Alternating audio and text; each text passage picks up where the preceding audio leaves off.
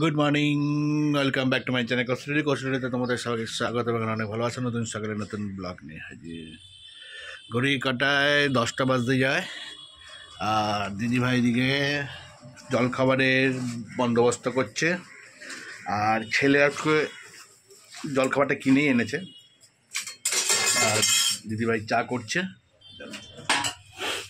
এদিকে দুধ বসিয়ে দিয়েছে অলরেডি, আর এদিকে বাড়ছে। তো কী জলখাবার হচ্ছে তোমাদের আমি পরে শেয়ার করছি, জলখাবারটা বাড়ুক তারপর শেয়ার করে জানাচ্ছি।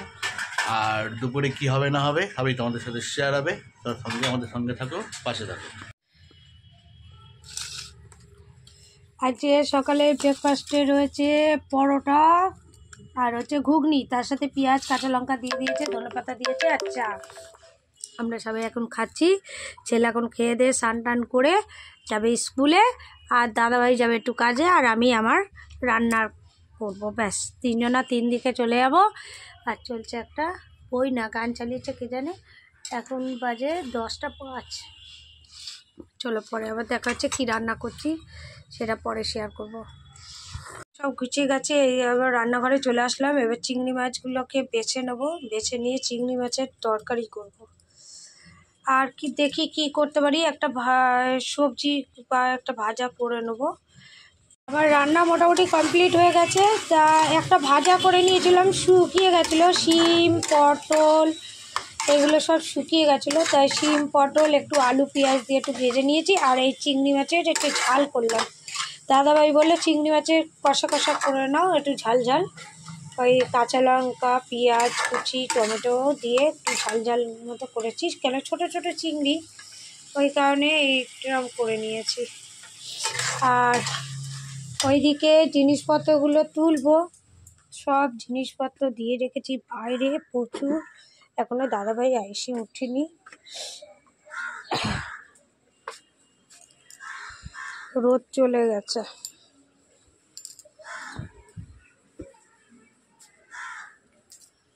এখন তো দাদাভাই আসেনি, বললো তো আসবো, ঘরে আসবো, এসে হয়তো খেয়ে যাবে। দেখি কখন আসে, তা আমি এগুলো পরিষ্কার করে নিই। কাটা এখন দুপুর গড়িয়ে 3টে 10, আর দাদাভাইয়ের জন্য অপেক্ষা করে করে এই খেতে বসে গেলাম। তা এখন খাবারে নিয়েছি, দেখো পটল শিম আলু পেঁয়াজ কাঁচা লঙ্কা দিয়ে ভেজে নিয়েছি, আর এখানে চিংড়ি মাছের ঝাল করেছি। এই হচ্ছে আজকে আমাদের দুপুরের লাঞ্চ। দেখি দাদাভাই কখন আসে, আর আমরা খাওয়া দাওয়াটা করে নিই, আমি আর ছেলে। তারপরে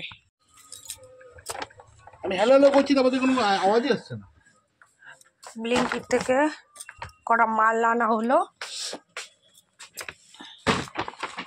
তেল আর বিস্কুট আনলো দাদাভাই। কি বিস্কুট নিয়েছো গো? দেখো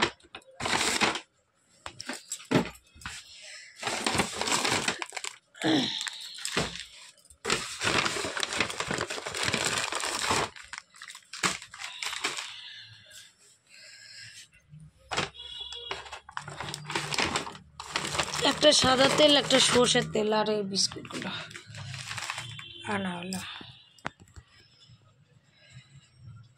6টা 25 আর চা নিয়ে চলে আসলাম।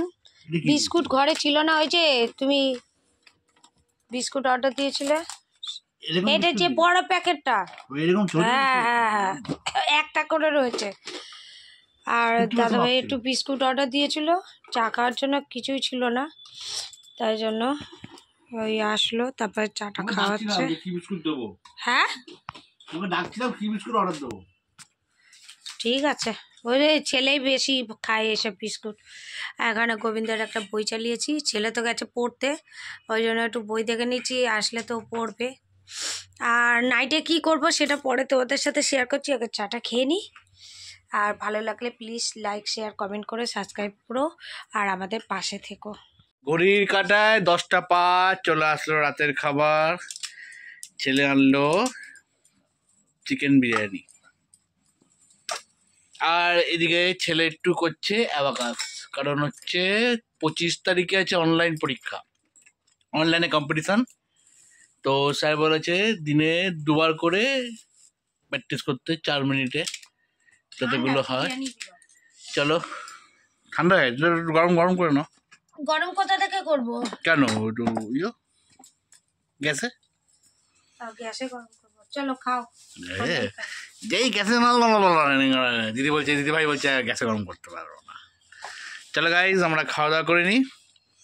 আর আমাদের ভিডিও ভালো লাগে থাকলে প্লিজ লাইক শেয়ার কমেন্ট করো, সাবস্ক্রাইব করো আর আমাদের পাশে থেকো। চলো গুড নাইট বন্ধুরা, টাটা। টাটা।